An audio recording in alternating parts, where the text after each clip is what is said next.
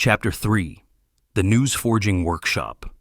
Max had fallen asleep in his mother's arms, still clutching his beloved giraffe toy, Chemo. Emily gently carried him back to his bedroom, careful not to disturb his sweet dreams.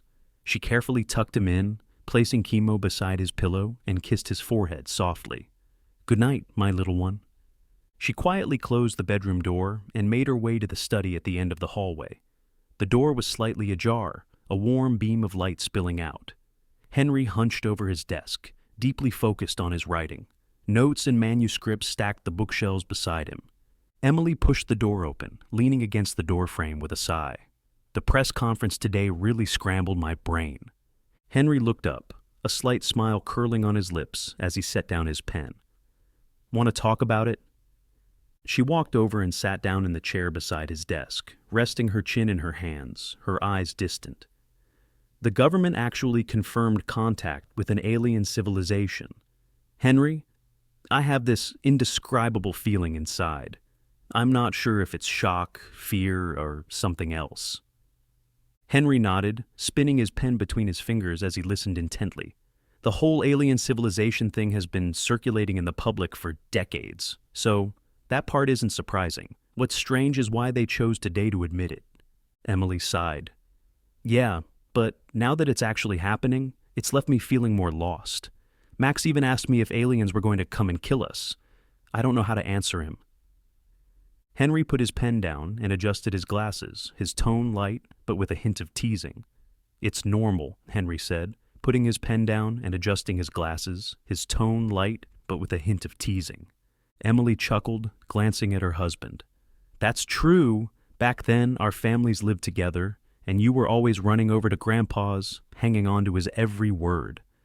Her laughter grew, lifting some of the weight off her heart and easing her anxiety. Henry joined in the laughter. "Look at that! Now it's Max's turn. He's just trying to make sense of the world the way we did when we were his age." The sudden ring of a phone interrupted the conversation. Emily quickly answered the call. Jonathan's voice came through, low and urgent. "Emily, I've made a new discovery." The Forge Spectrum Media Group building gleamed brightly against the night sky, its 35-story structure resembling a giant furnace, with each floor acting as a workshop where news was forged.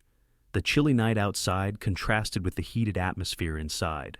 Every corner of the building seemed to burn with intensity as news churned and erupted within, with explosive stories ready to set off waves of global sensation at any moment.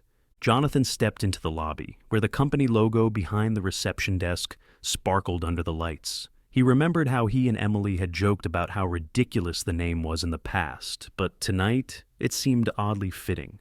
The newsroom was on the 27th floor. As the elevator doors opened, the chaotic and excited energy of a forging workshop met Jonathan. At a desk near the window, senior reporter Steve was shouting into his phone with a thick Boston accent. "I don't care how you do it, but you get in touch with that government whistleblower right now. If not, don't bother coming in tomorrow." Next to Steve, a colleague stared anxiously at his computer screen, muttering under his breath. Clickbait headlines have almost completely stolen the traffic. Jonathan walked to his desk, hanging his coat over the back of his chair. A half-empty cup of cold coffee sat on his desk, emitting a slightly bitter smell, a stark contrast to the fiery atmosphere around him. He said to himself, half in jest, "Humanity's destruction doesn't even need aliens to help." An argument erupted at the adjacent desk. Jonathan glanced over. Myers and Kyle, both editors, were engaged in a heated debate over article titles. Myers pushed for a sensationalist headline, "Alien Pact Revealed. The government's hidden truth exposed." Kyle countered, "Exaggerated headlines will ruin our credibility.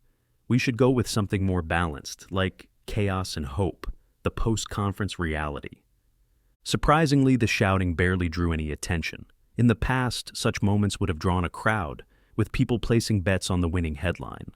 But today, they were too engrossed in their screens, and their fingers flew over keyboards, unaware of the unfolding drama.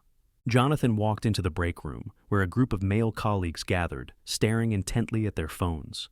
On the screens, sensational self-media headlines flashed by.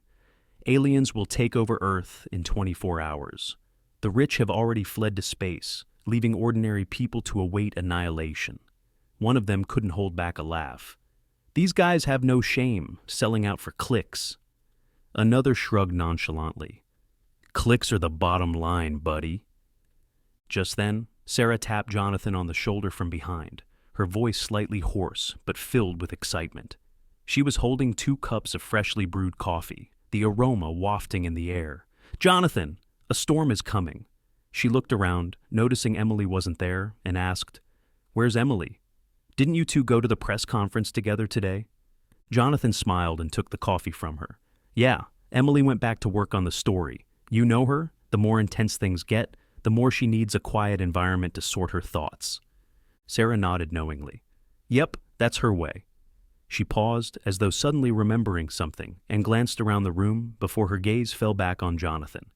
"But where's Raymond? The higher-ups? Where'd they all go?" Jonathan couldn't help but shake his head. "Who knows? With a news event like this, the higher-ups are probably off digging for deeper insider information. You know how strange today's events have been?" "That makes sense." Sarah thought for a moment, seeming to agree with Jonathan's assessment.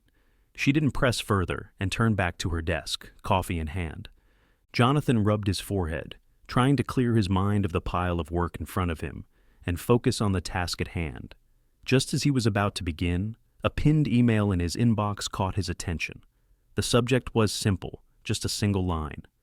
2300 United Tower, B2 parking lot, B368. He furrowed his brows. The email had no sender's name or information. Despite its simplicity, there was something in the tone that made him feel uneasy. Setting his coffee cup down, he analyzed the email. United Tower was a place he knew well. It wasn't far from the office. The B2 parking lot was an underground one, usually quiet, rarely disturbed. His instincts told him that this email wasn't a prank.